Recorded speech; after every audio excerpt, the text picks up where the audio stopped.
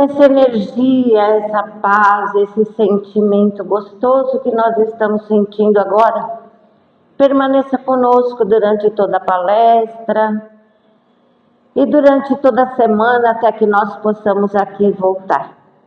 Bom dia a todos. Bom dia. Muito gostoso chegar aqui num domingo e ver a casa cheia. Isso é muito bom. Isso prova de que nós realmente estamos seguindo Jesus. E a gente vai conversar um pouquinho hoje, e eu me emociono quando eu falo dele, porque não tem como não se emocionar, né? Nós vamos conversar um pouquinho sobre virtudes. Alguém aqui já ouviu falar na parábola do semeador? Na parábola do semeador, Jesus mostra para nós que o Criador, quando nos fez simples e ignorantes, Ele colocou lá na fagulha do nosso coração as sementes de que nós necessitamos para evoluir. As sementes do bem, as sementes do amor, as sementes que nos fazem caminhar para chegarmos à perfeição como Jesus chegou. E no capítulo 17 desse livrinho aqui, que eu costumo chamar de livro de receita, esse livrinho aqui que acho que todo mundo conhece, né? O Evangelho segundo o Espiritismo, para mim ele deveria ser o livro de receita de todos nós, porque é aqui que se encontram todas as possibilidades da nossa evolução moral. E o capítulo 17 tem como título Sede Perfeitos. Difícil, né, gente? Na atual conjuntura. E é nesse capítulo que está a parábola do semeador. Quem não sabe tudo sobre ela, depois chega em casa e dá uma lidinha. Mas eu vou falar especificamente sobre um item desse capítulo que se chama virtude. Deus nos deu todas as ferramentas possíveis para a nossa evolução moral, para a nossa evolução espiritual. E Ele nos deu isso em forma de sementinhas plantadas. Cabe a cada um de nós regar essas sementes para que elas brotem, vinguem e se multipliquem. E é exatamente isso que quando ele fala em virtude, nós entendemos. Porque ele começa dizendo assim: a virtude, em seu mais alto grau, comporta um conjunto de todas as qualidades essenciais que constituem o homem de bem. Então, as virtudes não são nada mais, nada menos que as sementes que Deus nos deu para que nós viéssemos para o planeta Terra e colocássemos em prática os ensinamentos de que nós necessitamos. O Natal está chegando. Dezembro é um mês um pouco diferente, né? As pessoas põem luzes na porta das casas, enfeitam. Muita luz por aí. Muita luz do lado de fora, né? Como é que está o lado de dentro? Então, dezembro é um mês meio ambíguo, né? Eu acabei de ouvir aqui o nosso irmão dizer, primeiro que a mensagem que ele leu tem tudo a ver com o que eu estou falando, né? Porque falou em semente, né? A espiritualidade sabe tudo, nós aqui não sabemos nada. Segundo que ele falou das sacolinhas de Natal. As nossas virtudes são as nossas qualidades. Nós temos irmãos que estão muito acima de nós, tanto moral, quanto espiritual, quanto materialmente falando. Mas também temos irmãos que estão ainda num patamar não tão próspero, digamos assim. E aí quando a gente vem para a casa espírita, e alguém diz assim, olha, tem a sacolinha de Natal para as crianças carentes, para os nossos irmãos mais necessitados. Eu vou pegar uma sacolinha? Qualquer coisa serve, né? Uma pessoa que eu nem conheço. E aí, de repente, a pessoa pega a sacolinha e não se preocupa com o que ela vai colocar lá dentro. Porque ela nem conhece quem vai receber. E menos ainda, para que precisa gastar? É aí que entra a virtude. Não importa para quem eu vou oferecer este presente, porque a doutrina dos Espíritos me ensinou que somos todos irmãos. Não importa se este irmão é uma menina que mora na favela ou que mora num palacete. O que importa é que o nominho dela estava ali naquela lista de crianças que vão receber um presente. Então eu vou fazer o meu melhor. Eu vou doar de coração.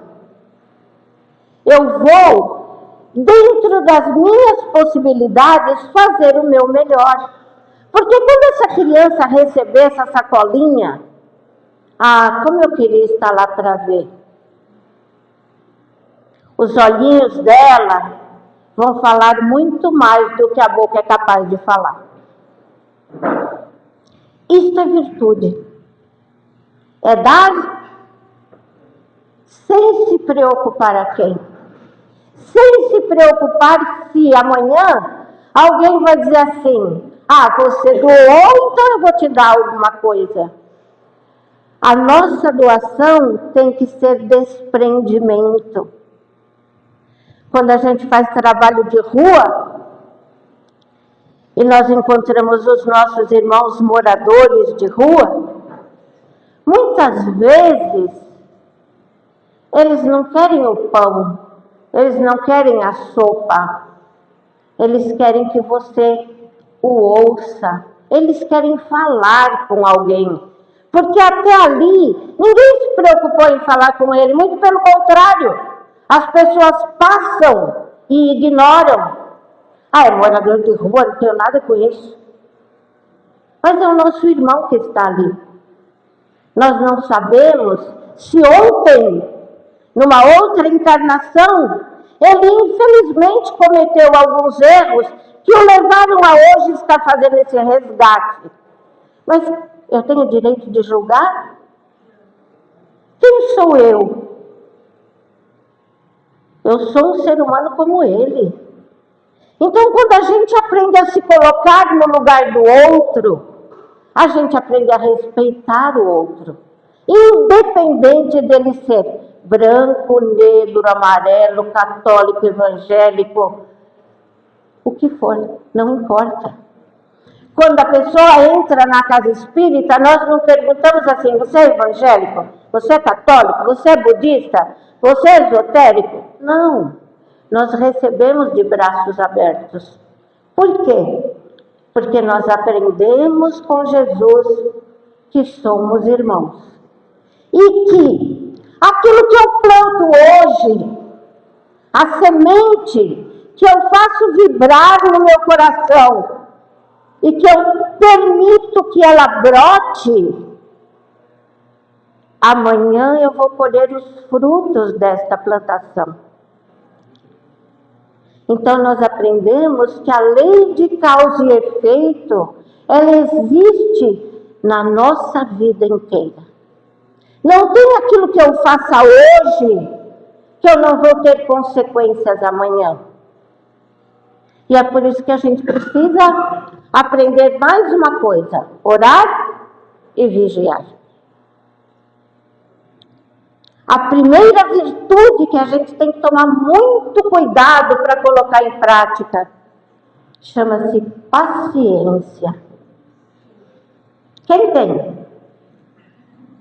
Quem é que pode dizer assim: eu sou 100% paciente? Nenhum de nós, né? De repente, quando você menos espera, você explode. E o pior, explode com quem não tinha nada a ver com o problema que você estava passando. Não é assim? Na maioria das vezes é com aqueles próximos, mais próximos, né? Com a nossa família. É por isso que os nossos grandes resgates não estão lá fora, estão aqui bem pertinho de nós. É o marido, é a esposa, é o filho, é o irmão. Estes seres que estão à nossa volta, com certeza são aqueles com os quais nós temos que nos reconciliar. Jesus não disse assim? Você pode orar quantas vezes você quiser. Você pode chegar no altar e fazer a tua oração, mas antes disso, vai se reconciliar com o teu irmão. Porque se o teu coração estiver manchado, estiver com mágoa, estiver com raiva, a tua oração não vai chegar a Deus. Porque ela está contaminada com a tristeza, ela está contaminada com a injustiça, com o fato de você achar que você é vítima, quando de repente foi você que começou um probleminha qualquer. Então nós precisamos aprender, e não é fácil, né? Alguém poderia dizer assim, você está aí na frente falando, você acha fácil, né? Falar é muito fácil. Claro que não é, gente. Mas é essa a mágica da situação. É esse o nosso grande presente. É colocar em prática o que a gente aprende. Porque de nada adianta eu vir para a casa espírita, ouvir uma palestra domingo de manhã, 9h30 da manhã. Eu podia estar indo para o parque, eu podia estar indo para a praia, sei lá para onde. Mas eu escolhi estar dentro de uma casa de oração. E isso não é por acaso. É porque eu já aprendi, talvez até sem perceber, o meu espírito já entendeu que não basta alimentar o corpo físico, é necessário alimentar o nosso espírito, é necessário alimentar a nossa mente, é necessário alimentar os nossos sentimentos no bem. Então a gente deixa de ficar lá fora e vem para dentro da casa de oração. E logo que você entra, por mais que você diga assim, eu não sinto nada. Eu vou lá, faço a minha prece, ouço a palestra, tomo meu passe e vou embora. Nada disso. Do momento que você entrou, você está sendo tratado pela espiritualidade de luz. Mas você tem que fazer a sua parte. Não adianta vir receber, todos nós estamos recebendo, não tenham dúvida disso. Mas aí a gente saiu da porta para fora e fala assim, isso é lá no centro, isso é lá na casa espírita, agora eu vou viver. Jogou tudo fora o que recebeu. Porque a nossa grande vitória é colocar o que a gente aprende em prática, na nossa vida pessoal. Então eu não consigo ter paciência com o meu filho. De repente, quando ele fala uma palavra, eu falo 10. Aí eu vou começar a aprender, em vez de 10, vou falar só 8. Daqui a pouquinho, eu vou falar só 5. Mas para isso, eu preciso me vigiar. Porque ele está aprendendo comigo. Na hierarquia, o pai e a mãe, teoricamente, né, sabem mais do que os filhos, né? Eu falo teoricamente porque hoje a gente vê pai e mãe aí que, infelizmente, não sei nem se poderia ser chamado de pai ou mãe, mas se está vivendo essa realidade é porque é essa que ele tem que aprender. Então, a gente pode até falar, coitadinha daquela criança. Mas aquela criança, coitadinha, tem que passar por aquilo que ela está passando. Às vezes, nós nos revoltamos com as coisas que nós vemos na nossa sociedade. Eu normalmente sempre. Mas aí o que a gente faz? Calma, respira, eleva teu pensamento a Deus e pede orientação. Porque aquilo que nós aprendemos hoje é reflexo de tudo que nós vivemos ontem. Então, se eu tenho dentro de mim a sementinha da caridade, eu vou deixar de olhar para aquela criança moradora de rua como um coitadinho. Ele não é coitadinho. Ele passa pela experiência que ele tem que passar. Só que isso não significa que eu vou ignorar. Quando a gente coloca a caridade em ação, nós vamos auxiliar, seja uma criança, seja um adulto. Quando nós olhamos para a criança, hoje ela é criança, mas nós não sabemos quantas encarnações esse espírito já viveu, quantas experiências ele já traz consigo. Às vezes a gente conversa com uma criança e fala assim, nossa, como é que ela sabe tudo isso? Tem criança que está dando de 10 nos pais, né? Principalmente aquelas que vêm para a evangelização, que leem o evangelho, a criançada aprende, viu, gente? Com muito mais facilidade. E com muito mais pureza. Porque para brigar com o amiguinho e daqui a pouco pedir desculpa e continuar brincando, é normal. Agora, e nós? Alguém te falou uma palavra atravessada. Você fala assim, tudo bem, mas eu não quero mais saber desse indivíduo. Vou falar que perdoei, mas a mágoa está aqui, a raiva está aqui. E ao invés de ela estar prejudicando ele, ela está prejudicando você. Porque já está provado pela medicina que muitos casos de câncer são fruto de sentimentos negativos, de mágoas que nós guardamos, de tristezas que nós guardamos. Então é assim, o meu irmão me magoou. Ele falou uma, eu devolvo 2. Ele fala 4, eu devolvo 6. Como que normalmente acabam essas contendas? Normalmente acabam em situações complicadas, né? Quantas situações de violência seriam amenizadas se a gente aprendesse a fechar a boca? O marido fala, a mulher responde. Deixou a toalha de novo em cima da cama. Deixou o chinelo de novo no meio da sala. Aí ele fala, mas você também não faz nada o dia inteiro? Por que não pode recolher a toalha? E aí começa por uma coisa tão boba. Começa uma discussão. E quantos casais acabam chegando às separações por situações que um não soube ficar quieto um pouquinho. Aí alguém poderia dizer para mim, mas você está querendo muito, né? Quer dizer que eu tenho que ficar quieto e deixar o outro falar o que ele quer? Eu vou passar por idiota, por bobo? Não. Às vezes o silêncio fala mais do que 1000 palavras. E quando você cala, ao invés de você achar que você está sendo menos que o outro, você está ensinando àquele outro o valor de respeitar o próximo.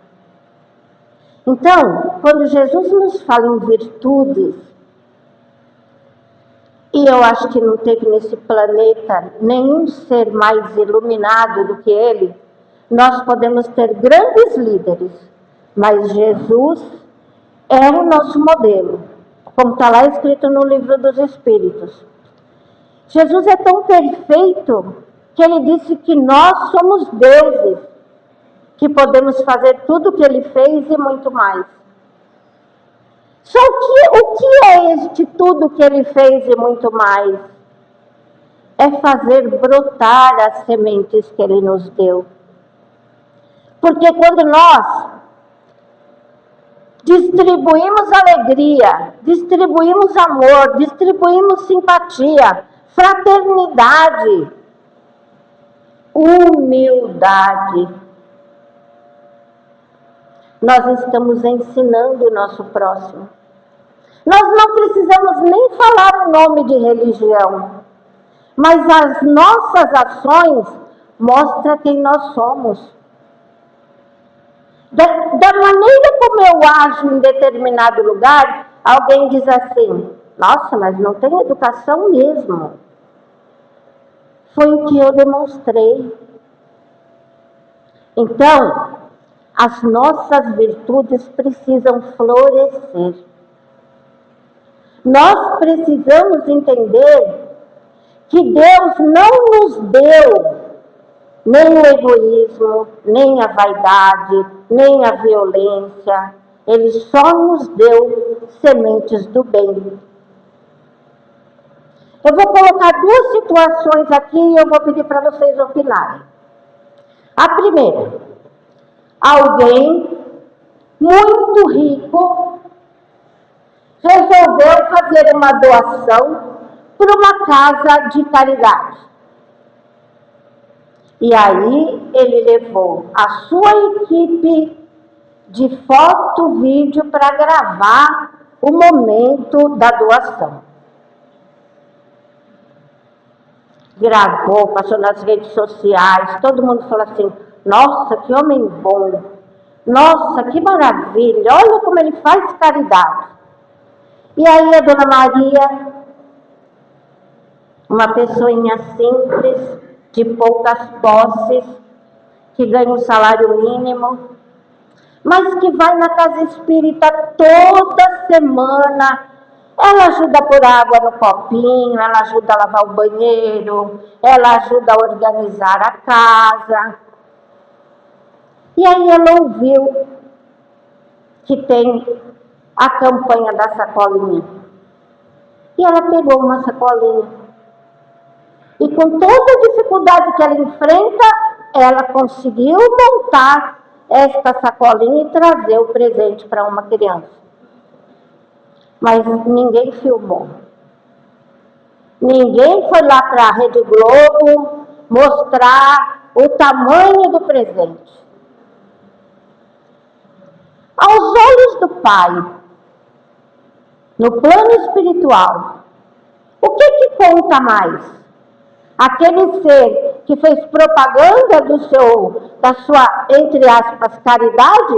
Ou esta senhorinha tão simples que doou do seu sustento? O que vocês acham? É isso, gente. Nós precisamos aprender que virtude não vem com propaganda. Aquilo que eu faço quietinho no meu canto não passa despercebido aos olhos de Deus. Mas quando eu vou me vangloriar, me achar o melhor do mundo, porque eu estou fazendo alguma coisa, e em cima disso eu promovo a minha pessoa, isso não é caridade. O que eu tinha que ganhar, eu já ganhei aqui. Então, nós não precisamos fazer propaganda das nossas ações.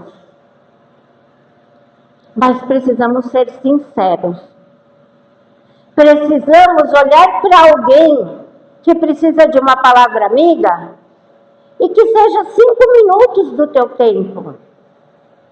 Às vezes, 5 minutos livra alguém do suicídio. Às vezes, 5 minutos conversando com uma criança, a gente consegue levar para ela um pouquinho de amor. Eu não sei porque que veio isso aqui agora e eu vou contar. Eu trabalho numa casa espírita aqui na Vila Esperança, e nós temos lá em Ferraz de Vasconcelos também. E eu estou indo para Ferraz na evangelização. A semana passada nós recebemos uma menina de 12 anos e só ela falou. A sala ficou muda. E graças a Deus e a toda a espiritualidade que ali estava, ela falou. E ela contou para nós que ela já tinha tentado se suicidar 4 vezes. Uma menina bonita, inteligente, fala muito bem. E aí a gente perguntou por quê. Ela falou assim, eu não sei explicar, mas de repente a minha vida não tem sentido. E aí nós ficamos mais além do nosso tempo lá na aula, e no final nós combinamos com o grupo de fazer uma peça teatral. E surpresa para todos nós, ela disse assim, nós podemos falar das categorias dos espíritos? Vocês sabem, né? Os espíritos inferiores, os espíritos medianos, os espíritos superiores, e aí vai. Aí a gente ficou surpresa, né? Ah, você sabe? Gente, ela escreveu a peça para nós em meia hora. Uma menina de uma inteligência além do normal, um espírito velho, um espírito que conhece muito, mas que por N circunstâncias da atual encarnação estava nessa situação. Ontem, quando ela chegou na escola, lá no centro, ela chega assim tímida, quietinha, ela é meio gordinha, eu não sei se a questão de ser diferente das outras incomoda um pouco, e nós estamos nos empenhando em auxiliar esta menina, esta irmã, este espírito imortal. E o rostinho dela ontem já estava diferente. Nós a encaminhamos para tratamento, né? Então é isso que nós precisamos entender. A doutrina dos espíritos, ela não nos dá receita para a gente fazer só na casa espírita. Ela nos dá ferramentas para nós aplicarmos lá fora, onde o mundo não é fácil, onde as pessoas, muitas pessoas, ainda estão num patamar evolutivo que está muito apegado aos bens materiais. Só importa correr atrás do dinheiro.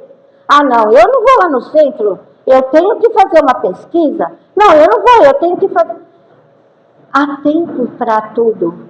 Nós temos sim que correr atrás da nossa sobrevivência, claro. Mas nós não podemos esquecer de um detalhe pequenininho. Nós somos espíritos. E como espíritos, precisamos alimentar este espírito. E o nosso espírito não se alimenta de arroz, de feijão, de coxinha, sei lá do que. Nosso espírito se alimenta de oração, de aprendizado. Quando vocês chegam na casa espírita e o pessoal convida vocês para fazer curso, com o maior sacrifício do mundo, venham fazer. Quando eu cheguei na casa espírita, eu cheguei chorando. E a primeira coisa que a minha coordenadora me disse foi: chorando, sangrando, sofrendo, não deixe de vir. E eu me emociono, porque a casa espírita me salvou. Não de mim, mas dos problemas que eu tinha. Então, hoje, eu olho para algumas pessoas e eu vejo as pessoas fazerem uma tempestade num copo d'água, porque não estão vendo lá na frente. As ferramentas estão aqui. As nossas virtudes estão latentes, pedindo para nós agirmos. Vamos arregaçar as mangas. Vamos lembrar de Jesus, que não poupou a sua própria vida para nos auxiliar. Ele não veio aqui a passeio. E quem disse que nós viemos a passeio? Nós também não viemos passear. De vez em quando é bom dar uma respirada, né? Mas a gente não veio aqui passear. Nós viemos aqui evoluir. Então imaginem assim, uma escada. Uma escada que não tem começo e que não tem fim. Que quanto mais para baixo você olha, mais escura ela fica. Mas quando você olha para cima, ela vai se iluminando, a ponto de você só ver uma luz lá no alto. Essa é a escada da nossa vida. Cada um de nós, o dia que nasceu nesta encarnação, aportou num degrau. E aí é escolha nossa. O que eu quero fazer? Subir mais um em busca da luz, permanecer onde estou, porque está bom assim do jeito que está? Ou, deixa eu ver o que tem lá para baixo, que eu não estou muito afim de subir. Descer é mais fácil que subir. A escolha é nossa. Só que existe aquele ditado que diz assim: a semeadura é livre, a colheita é obrigatória, né? Deus nos deu as sementes do bem, mas na convivência do planeta, nós aprendemos e conhecemos sementes não tão boas. Depende de nós. O que você escolhe para a tua vida? Ter uma virtude, nem que seja pequenininha, e começar a adubar, e começar a alimentar, para devagarinho ela conseguir emergir da terra, um brotinho frágil, que vai crescendo e se torna uma árvore? Ou você acha que você já tem que pegar uma árvore pronta, mas que não é tua? A nossa evolução é individual, gente. Não adianta eu pedir para minha mãe fazer por mim. Não adianta eu olhar, chegar na casa espírita e falar assim: olha, eu estou com tal problema, vocês podem me ajudar? Podemos, claro que sim.